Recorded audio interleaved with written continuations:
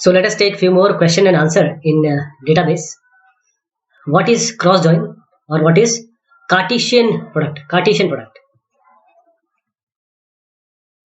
So cross join or Cartesian product combines all the rows from both the tables. Both tables, all the rows combined. So the number of rows will be product of the number of rows in each table. And in real life scenario, I'm not able to imagine where we will want to use this Cartesian product. But there are scenarios where we would like some permutation and combination. Probably Cartesian would be the easiest way to achieve it.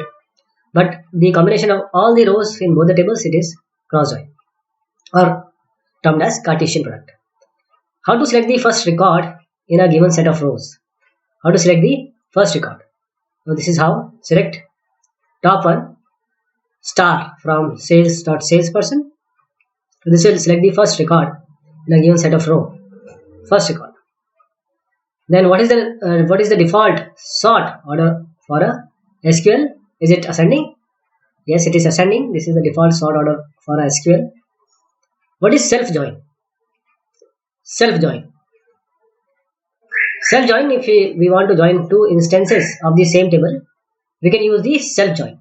If you want to join the two instances of the same table, we can use self join. Say if we want to find out the first two or the second highest value of some column, then we can use this self join. What is the difference between delete and truncate? First is delete table syntax. This is the syntax. Logs the deletes, thus making the delete operations low. First of all, while truncate table does not log. Log means keeping information in some file. So truncate table does not log any information, but it logs information about the deallocation of data page of the table. So truncate table is faster as compared to the delete table because it will not keep any log. Delete table can have criteria while truncate cannot, and truncate table cannot have triggers. Next is what is the difference between union and union all. Union and union all. Union SQL syntax is used to select information from two tables. Union. But it selects only distinct records from both the tables. Distinct means there will be no repetition or no redundancy will be there. If you use all in front of union all or union all selects all records from both the tables. Union all selects all records from both the tables. What are cursors and what are the situations you will use them? Cursors. SQL statements are good for set at a time operation. So it is good at handling set of data. But there are certain scenarios where we want to update row depending on certain criteria. Updating row depending on certain condition or criteria. So we will loop through all the rows and update the data accordingly depending upon certain conditions.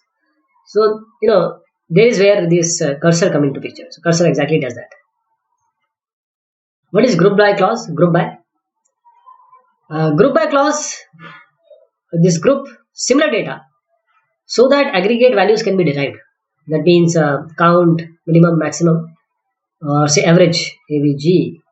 These aggregate function can be applied and the values can be derived. So this group these similar data. What is the difference between having and where clause?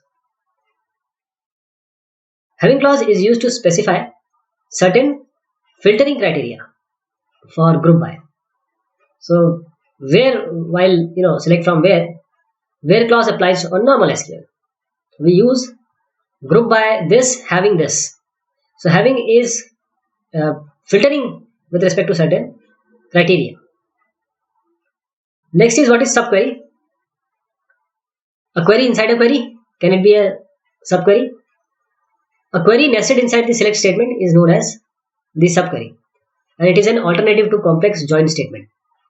A subquery combines data from multiple tables and returns results that are inserted into the where condition of the main query. So a subquery is always enclosed within the parenthesis and returns a column. So subquery will return a column, and a subquery can also be referred to as the inner query and the main query as the outer query.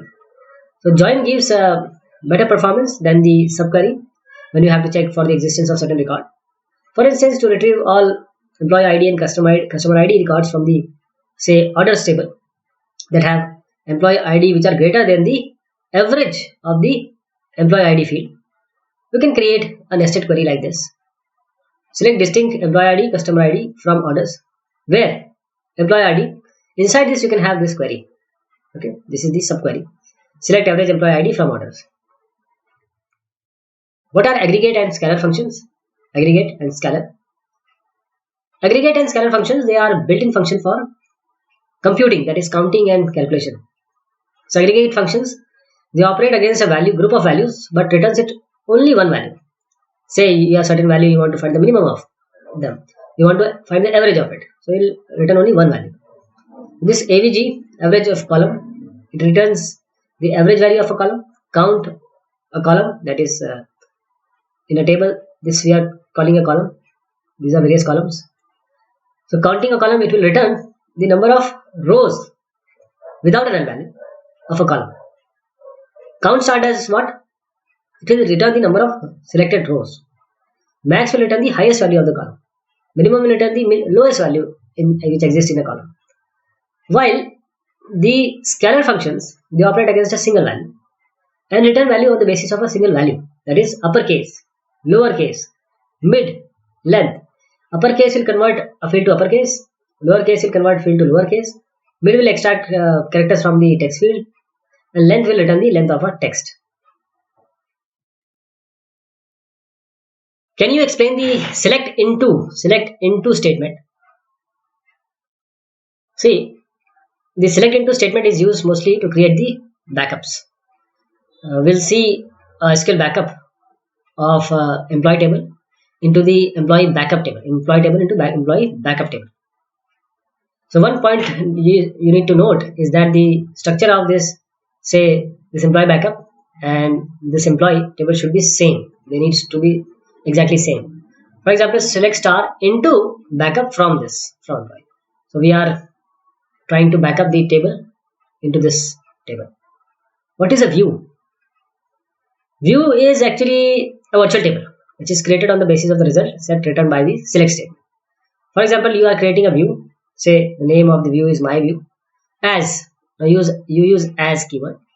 Select star from say some table where last name is equal to say some name in order to query the view, and we have just created a view now, and if you want to query the view, you can use select star from simply this my view. You can easily use it in select from. What is SQL injection? Now, SQL injection is a threat, a problem. It's a vulnerability. What is this? It is a form of attack on a database driven website in which the attacker execute unauthorized SQL's commands, that is SQL injection, by taking advantage of insecure code on a system connected to the internet bypassing the firewall. So SQL injection attacks are used to steal information from a database from which the data would normally not be available, or to gain access to an organization host computer through the computer that is hosting the database. Which system has the database? SQL injection is a threat or an attack to get hold of this data. So SQL injection attacks typically are easy to avoid by just ensuring that the system has a strong input validation. As name suggests, we inject SQL, which can be relatively dangerous for the database. For example, we have simple SQL like select email, password, login, full name from members, where email is equal to X. What is this? Email has no value, just X. So now somebody does not put X as the input, but put SX. Will not put X as the input, but puts X like drop table members. In this place, he may write drop table members. So the actual SQL which will execute is select email, password, login name, full name from members where email X and drop table members.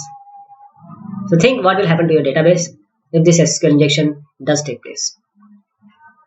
What is data warehousing? Data warehousing means a kind of warehouse you have. Okay, you can understand like this: a large warehouse.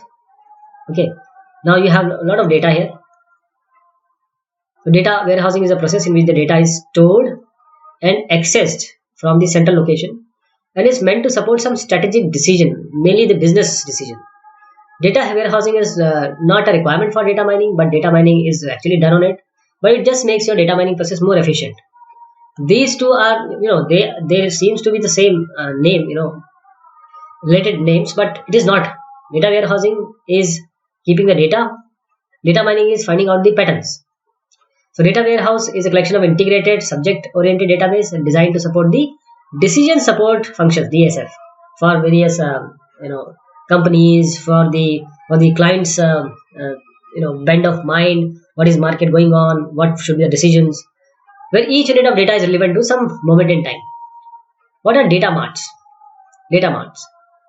These are the in this were the data warehouse. Now data marts are the smaller section of data warehouse. So they help data warehouse or houses collect data. For example, your company has a lot of branches which are say span across the globe. So the head office of the company decide to collect data from all these branches anticipating some market.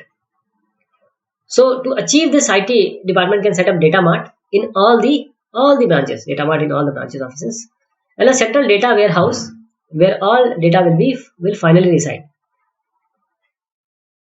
What are the fact tables and dimension tables? Fact tables and dimension tables. And what is dimensional modeling? You know? And also we have to state the schema design. So when we design transactional database, we always think in terms of normalizing design to its least form. But when it comes to designing the data warehouses, we think more in terms of denormalizing the database. Here we think of normalizing, here we think of denormalizing. So data warehousing databases are designed using dimensional modeling, and dimensional modeling uses the existing relational database structure and builds on that. There are two basic tables in dimensional modeling. First is your fact tables and dimensional tables. Fact tables are central tables in data warehousing, and fact tables have the actual aggregate values which will be needed in a business process. While dimension tables revolve around the fact tables and they describe the attributes of the fact tables. What is Snowflake's schema design in database? Snowflake. And what's the difference between this Snowflake schema and the normal we use, the star schema? So Snowflake schema and difference between star and Snowflake schema. So star schema is good when you do not have big tables in data warehousing. But when table starts becoming really huge, the table are growing, it is better to denormalize them. So when you denormalize star schema, it is nothing but Snowflake design only. So denormalizing the star schema is the Snowflake design. For instance, we have say customer address table, which is which is being normalized, and you have a child table, customer table. So same holds true for the salesperson table. What is ETL process in data warehousing? And what are the different stages in this data warehousing? ETL stands for extraction and transformation and loading. Extraction, transformation, and loading. Extraction, transformation, and loading. These are different stages of your data warehousing. So like when we do software development, we follow different stages like requirement gathering or designing, coding, and testing. In a similar fashion, we have data warehouse. First is your extraction. So in this process, we extract data from source. In actual scenario, data sources can be of many forms: Excel, Access, delimited text, CSV, comma separated values. So extraction process handles the complexity of understanding the data source and loading it in a structure of data warehouse. Then comes the transformation, ETL, transformation, second part. So this process can also be called as the cleaning of process. So it is not necessary that after the extraction process, what we have done just now, data is clean and valid. We need to do it.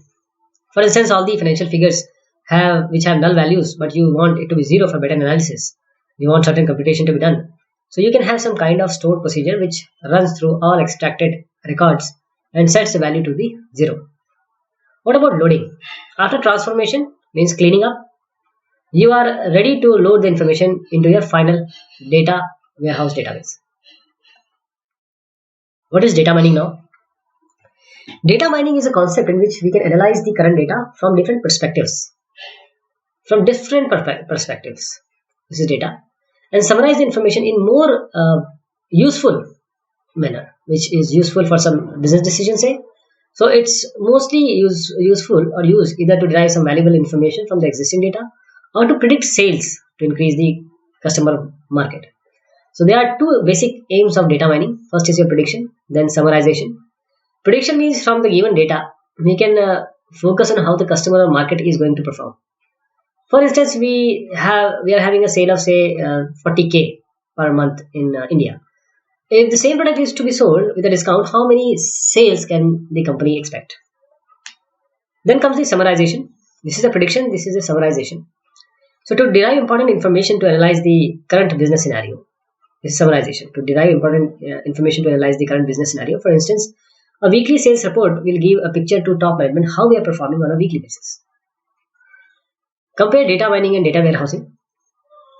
Data warehousing is a technical process, ETL, where we are making our data centralized, while data mining is more of a business activity in which we will analyze how good your business is doing or predict prediction and summarization, how it will do in the future coming times using the current data. So as we have seen before, data warehousing is not a need for data mining. It's good if you are doing data mining on the data warehouse rather than on actual production database. So data warehousing is essential when we want to consolidate data from different sources. So it is like a cleaner and mature data which sits in between various data sources and bring them into one format. Data warehouses are normally physical entities which are meant to improve accuracy of data mining process. For example, you have 10 companies sending data in different formats, so you can create one physical database for consolidating all the data from different varied company sources. While the data mining can be a physical model or a logical model. You can create a database in data mining which gives you certain reports on say net sales for this years for all companies. So this needs to be physical. There needs to be a physical database as such, but a simple query. This you don't need this. You don't need this to be a physical database. Whereas data warehouse do have physical characteristics, but this is data mining. Just can be a simple query on logical data or logical model. What are indexes and what are B trees? Index always makes your search faster. You have a lot of data. So let us make an index and then search. So defining index to your database will make your search faster. So most of the indexing fundamentals, they use B tree or balance tree. B stands for balance tree. This B tree principle. It is not a principle that is something which is created by SQL Server or any other database, but it is a mathematical derived fundamental. So in order that the B tree fundamental work properly, both of the sides should be balanced. B tree. B tree, we normally see that the data which is always stored in the leaves. So these are the leaves. Data are stored here, and sometimes you may link these data also so that you can easily traverse. This is B tree. I have a table which has a lot of inserts. Is it a good database designed to create index on the table? Inserts are slower on table which have indexes. Justify it, or why do page splitting happens? See, all indexing fundamentals in database use B tree fundamental. Okay. So now whenever there is new data inserted or deleted, the tree tries to become unbalanced. The tree will unbalance, it will try to balance itself. So it creates a new page to balance the tree. So shuffling and moving the data to pages. So if the table is having heavy inserts, that means it has a lot of transactional activity, then you can visualize the amount of splits it will be doing. So this will not also increase the insert time, but also adds the overhead, but will also upsets the end user who is sitting on the screen. That time it takes. So when you forecast that a table has a lot of inserts, it is not a good idea to actually create indexes. What are the two types of indexes, and explain them in detail, or what's the difference between clustered and non-clustered indexes? See, there are basically two types of indexes, clustered index and non-clustered index. So in this clustered index, the non-leaf level actually points to the actual data, non-leaf level. In non-clustered index, the leaf node points to pointers, they are row IDs, which then points to actual data. So let us assume that this is our leaf. So if the nodes here are actually pointing to the data which is at the leaf, then we call it as a clustered index. Non-clustered means now the leaf has some row IDs. These row IDs will be pointing to the data. So these were few questions on your database, and this ends the discussion. Thank you so much.